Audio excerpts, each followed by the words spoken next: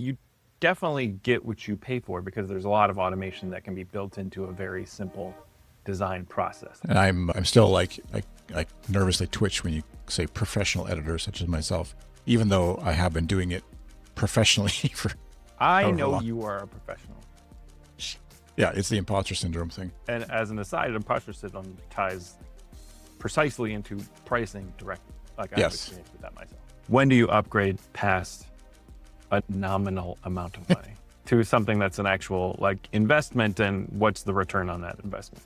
And they're just like, I need to hire someone because that's the only way this is actually going to happen. I don't know what I'm doing, period. I always appreciate, and you can probably attest to this too, like just being upfront about what you're doing and what your goals are, why you want to pay someone else to do the thing that you're doing rather than just doing it yourself. I still have to charge something because I'm doing more work, but it's not like we're doing a full-blown video production on it, and so then it would get charged accordingly. So you could have a complete jerk who charges thousands of dollars per episode, obviously, that's awful to work with, but does really good work.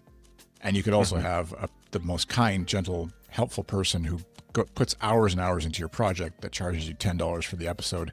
And maybe it doesn't sound as good, but you have a great experience with them. Maybe they're willing to pay up front, or like just from the get-go, just hand it off to somebody like you who will just be professional. Look, they'll record the thing and then just not worry about it for a while.